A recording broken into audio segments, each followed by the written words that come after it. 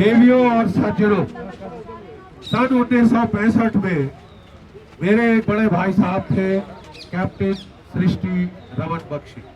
23 वर्ष की आयु थी। उस युद्ध में, युद्ध क्षेत्र में एक M16 माइन के धमाके से उनकी लाश के चीथड़े चीथड़े हो गए। उनके सिपाहियों ने 100-200 गज के इलाके में जाके जो टुकड़े उनको मिले इकट्ठा किया और उनकी आखिरी चिता वही जला दी फॉरवर्ड एरिया।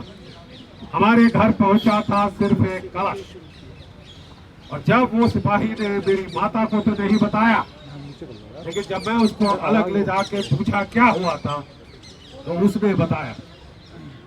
मैंने कहा अब तो मेरे को एक किस्म का भी एक रत्ती भर शक नहीं है कि मुझे कहां जाना है।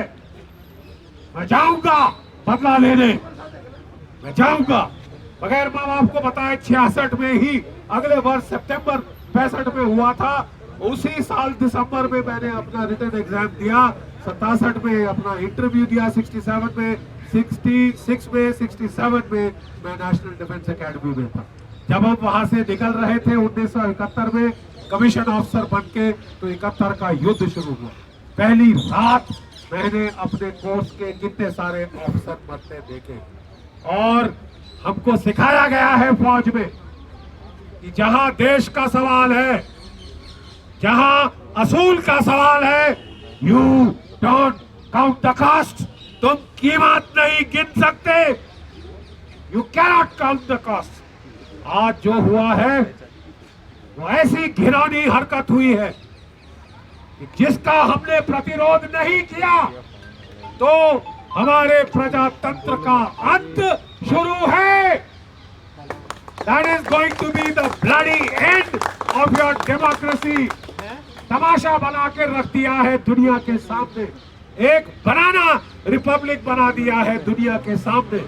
जो प्रवासी भारतीय अमेरिका में है, कनाडा में है, ऑस्ट्रेलिया में है, यूरोप में है, वो फोन उठा के पूछ रहे थे यार चीनी में क्या हो रहा, ये हो क्या रहा है, कौन है ये लोग जो हमारे प्रजातंत्र को रौंद रहे हैं। अरे साहब 1975 में तो अरे वो इंदिरा गांधी दिल्ली में राज कर रही थी, प्रधानमंत्री थी। ये तो साहब एक प्रदेश के चीफ मिनिस्टर हैं। इन्होंने पूरे देश में इमरजेंसी कैसे लगा दी। एक डीजी पुलिस एक प्रांत का डिक्टेटर कैसे बन गया पूरे भारतवर्ष का, ये मैं जानना चाहती हूँ। जब हम लड़ाई के मैदान में होते थे तो हमसे पूछते थे हमारे सीनियर अफसर, तुम क्यों मरने आए हो देश के लिए, बताओ मालूम है तुमको? क्योंकि यह देश खास है, क्योंकि यह देश एक प्रजातंत्र है। अबे ये चीन का शी जिनपिंग का सड़ा हुआ चीन नहीं है जहां से कोविड की बीमारी आप और मेरे मुंह में आई है। किसी को सब संभाल लेंगे, कोई कहने वाला, कोई आपकी खिलाफ आलोचना करे आप उसका गला घोंट देंगे साहब, ऐसे शक्तिवान है। बहुत ताकत है ना, बहुत गुरूर आ गया है। अभी तो तुमको दिल्ली की सत्ता नहीं मिली और मिलनी भी नहीं है। अभी हम देखेंगे कहां कहां तुम जाओगे उसके बाद, क्योंकि वोट हमसे मांगने आओगे। हाथ जोड़ के मांगे जाते हैं इस देश में जनता से वोट। और जहां ये गरूर आए कि ये तो मेरी जूती की मैल है, जब चाहे मसल दूं, जब चाहे नाली में फेंक दूं लाश डाल के, अबे पाकिस्तान समझे, हम अपनी आजादी के लिए लड़ेंगे। हमने देश की सीमाओं पर युद्ध किया है इसी आजादी को बचाने के लिए। तुम समझते हो तुम रात के अंधेरे में चुपचाप खत्म कर दोगे, आवाज भी नहीं होगी। अभी तो आवाज उठनी शुरू हुई, तुम आगे आगे देखो होता है क्या। भारत माता की जय। तुमने समझा कि तुम भारत के लोगों को डरा दोगे, एक का गला मरोड़ के नमूना बना दोगे, और हम डर के दुम दबा के टांगों के बीच में चुप होके बैठ जाएंगे, महाराज आ गए, अधिराज आ गए। अबे नहीं, जितनी ज्यादा तुम जुल्म करोगे उतनी ज्यादा आक्रोश होगा, उतना ज्यादा बम फटेगा, उतनी ज्यादा भारत की जनता तुम्हें सिखा देगी तुम्हारी औकात, तुम्हारी औकात दिखा देगी तुमको। तुम हमारी आजादी छीनोगे, तुम हमें गली का कुत्ता बनाओगे, तुम हमें नाली का कीड़ा करार करोगे। आप जुलू कैटेगरी में हैं, आसपास ब्लैक डांगरी वाले लेके तुम्हारा सर 7वें आसमान पे जा गया। तुमने सोचा कि भारत की आम जनता है क्या, जिसको चाहे मरवा दूं, जिसको चाहे कटवा दूं, जिसको चाहे जेल में डलवा दूं, जिसको चाहे पिटवा दूं, सिवाय आलोचना के कुछ नहीं करना। ये प्रजातंत्र है, और अगर आप प्रजातंत्र में आए हैं, आपको जनता जनार्दन की आलोचना सुननी पड़ेगी।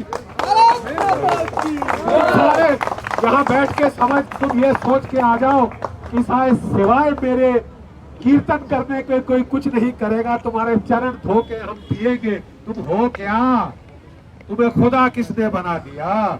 तुम्हें भगवान का दर्जा अभी किसने दे दिया? साहब, पहले ढंग की नैतिकता की बातें तो करो। तुम भगवान बन रहे हो, किसी को भी मरवा दोगे। अरे वाह साहब, तुम दाऊद कंपनी, तुम्हारा तुम चाहते हो तो हम दाऊद कंपनी के तलवे चाहते। अबे तुमने एक औरत का घर तोड़वाया, क्या तुमने दाऊद का घर को खरोच में डाली? ओ मरद इतने बड़े, गिरा दाऊद का घर, गिरा दो उस पाप की इमारत को, गिराओ। है दम, औरत के साथ दादागिरी कर रहे हो। एक औरत का घर गिरा रहे हो क्योंकि उसने तुम्हारी आलोचना करी। आलोचना अगर आप प्रजातंत्र में रहेंगे आपको सुननी पड़ेगी। You will have to live with it, otherwise get lost. Otherwise get lost. We will show you the door. We got you in. याद रखना, हमने तुम्हें वहां लाया जहां तुम बैठ के इतने चौड़े हो रहे। We will throw you out. अगर तुम हमारी बुनियादी आजादी से खिलवाड़ करो, हमारी इज्जत से खिलवाड़ करो, अगर तुम्हारे हाथ कल एक आम आदमी की पगड़ी पे जाने लगे, अरे 1.3 अरब है ये हिंदुस्तानी और तुम उनका बेवकूफ नहीं बना सकते। क्या हमारी दिल्ली में लोगों को पता नहीं कि तुम क्या कर रहे हो? क्या हमारे सुप्रीम कोर्ट के जजेस ये देख नहीं रहे कि वेंडेटा, बदले की भावना से आप कानून का दुरुपयोग कर रहे हैं?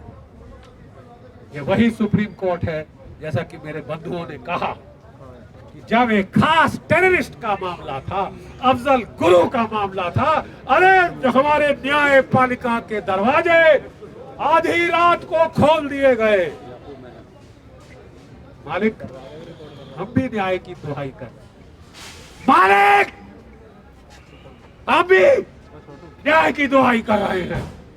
तुम हमारी आजादियों का गला घोंट रहे हो। तुम वो सब चीज जिसके लिए मैं लड़ा, कर्नल साहब लड़े, जनरल बाली साहब लड़े, हमने युद्ध में जवानों की कुर्बानी देखी है आंखों से। किसके लिए? क्योंकि ये ऐसा मुल्क है, कुछ है हम में, कुछ है हम में कि मिट सकती नहीं कभी हस्ती हमारी। सदियों रहा है दुश्मन दौरे जमा हमारा, सारे जहां से अच्छा